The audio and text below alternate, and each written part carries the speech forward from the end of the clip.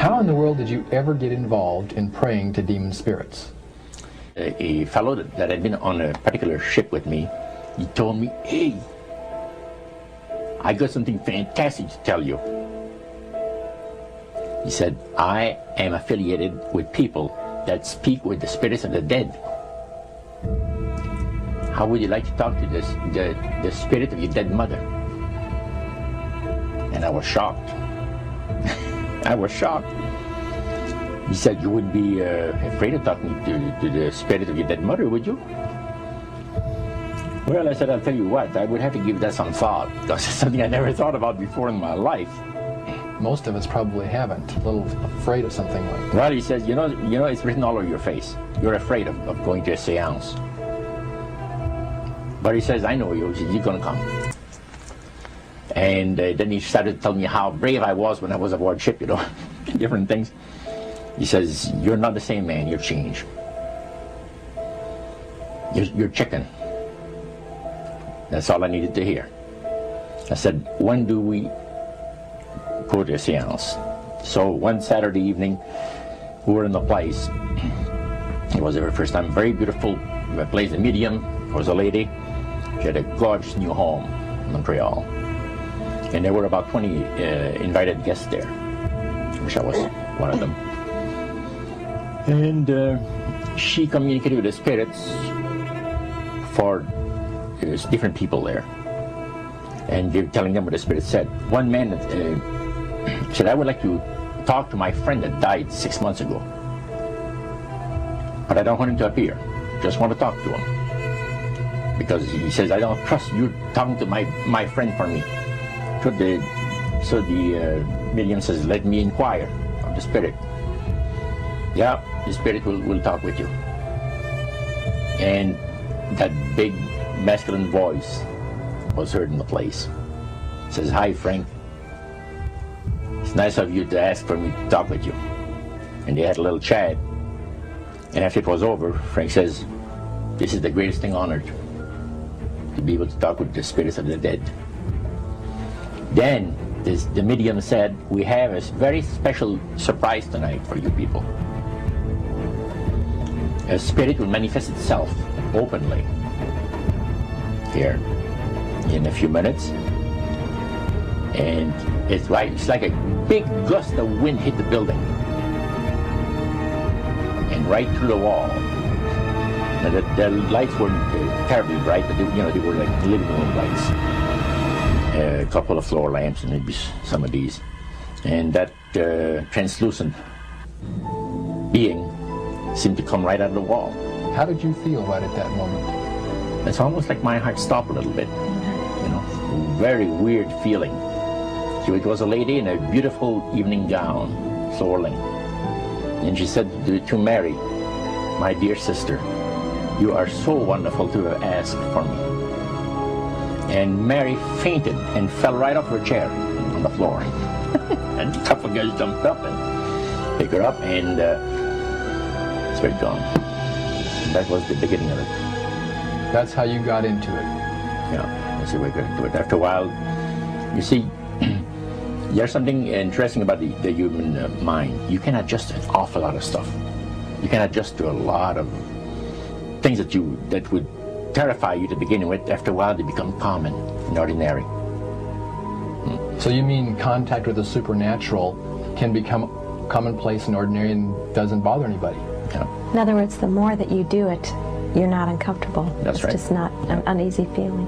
Yeah. So how did you feel about it? Then I got into a secret society that worshipped the spirits, you see. Well, how is that different from the seance, Roger? It happens that the seance are not involving in many ways. But when you get into a secret society of spirit worshippers, then, and especially when you're invited there by the direction of the higher ups in the spirit world, you never get out of there alive. And this is exactly what my friend and I were up against. We didn't know anything about it. And there was a very, very popular big band leader. Jazz musician? Band, yeah. very famous. And one night we went to one of these seances, and he was with his wife. So Roger, you're at this restaurant. What happened? We sat there, and we had our favorite alcoholic beverages, you know. And as we talked, the band leader says, he says, I want power. I go right to the source of power. And he says, how do you think that I became famous the way that I am? Well, I said, you must have had some good luck. Well, he says, there's no such thing as good luck. He says, there's either some power working for you somewhere, or you don't get ahead in this world. Not in my type of occupation. So it went from there. We got talking about spirit worship. Did it intrigue you? Or did it make you want to find out more about what exactly he was talking about? Yeah.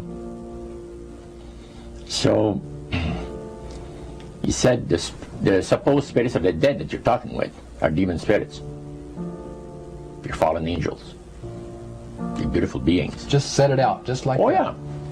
It didn't make you uneasy when he said they were... Well, you know, it shocked you a little bit, you know. Something that you first hear mentioned to you. He said, you guys have got a great future ahead of you. Because we've been told, the high priest of our society, secret society, has been told that the master has very special plans for you too. Now, what did he mean by the master? Satan. And we were interested to hear more about it. And he told us, he says, look, we worship spirits.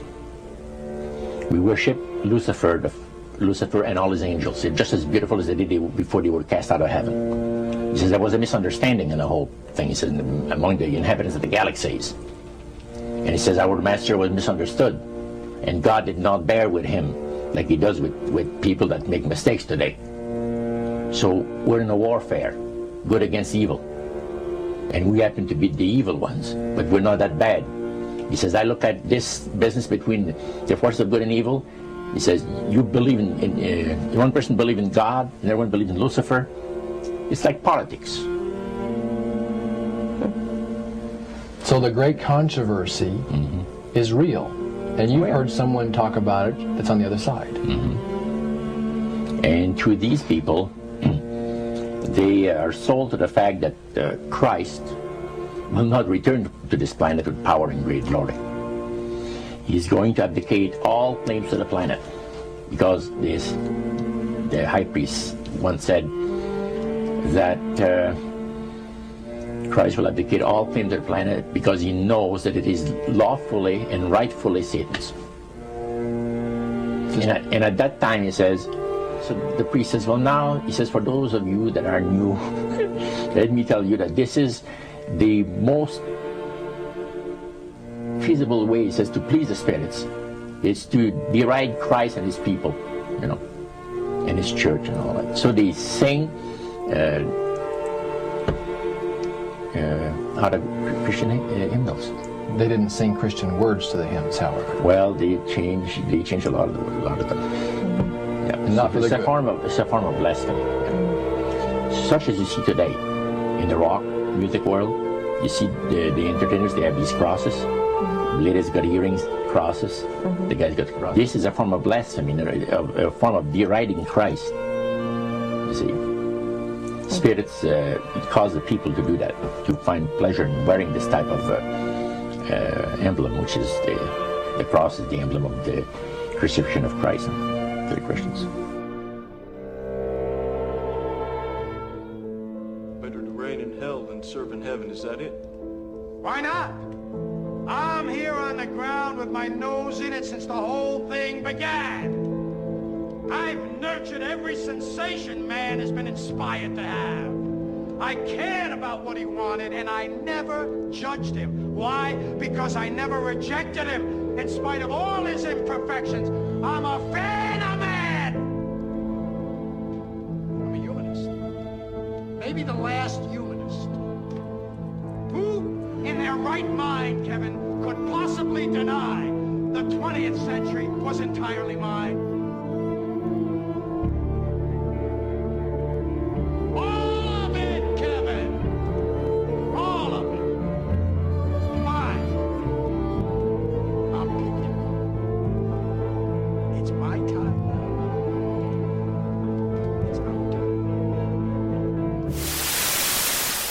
The master of my life has revealed to me that it is time for you people to become acquainted with the worship room of the gods, where they had the spirits that had materialized. They photographed them, and then they had paintings made of them.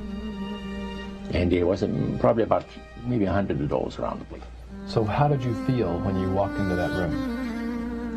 I felt that these people had power, and they had a lot of it. Did that attract you? Yes and no. You had mixed feelings I about had it. mixed feelings about it. Yeah. Because to a certain extent, things looked so good and sounded so good to us. But you see, I'd been brought up in a Christian home. My dad says, well, you know, if you get involved in wrongdoing, you're going to have to pay the price. There's always a cost for everything in this world.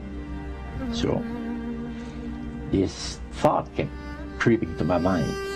Just how far you go with these spirits before we start paying the price. So it made you just a little bit nervous. Oh, yes. But yet you kept going back. Or there was no way out. Because that's what we're told. You knew at that time. Yeah. So you were moving forward more on fear. More on fear, yes. Because the high priest said that the master had special plans for us in our lives. And that no one ever went into this society unless they were invited by the spirits. So that was made very clear. In reality, Roger, you were chosen by high-powered demon spirits to be a part of their human, special, privileged group. You see, these people in Montreal, the society, like the priest mentioned, there's thousands of spirit worshippers in only different societies of spirit worshippers in this world. But he says we are the elite. We know the real truth about the master and his angels. And they're not hideous-looking beings. They are gorgeous creatures. And from the paintings that they had on the wall of the walls of that worship room. Now, when you would go to these praise sessions, what kinds of things happened at those sessions? Well, there's a lot of success stories. The masters has done this for me and that for me. I remember one. At what point did this demon worship start to affect you personally, Roger? Well, it wasn't too long that the priest mentioned to us that the time had arrived for us to start trusting the spirits and give the spirits a chance to work for us. And there was a number of gifts that you could choose from.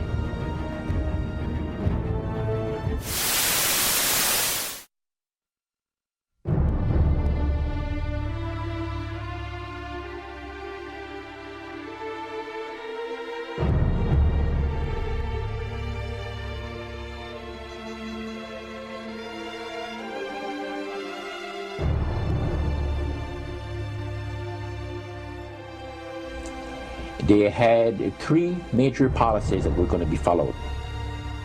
First, Lucifer says, we have to make sure that people, humans, get to believe that Satan and his angels do not really exist. You know, Roger, that's interesting because a recent research study report that I read indicated that in a national survey, I believe it's over 75% of people do not really believe in a real tangible devil.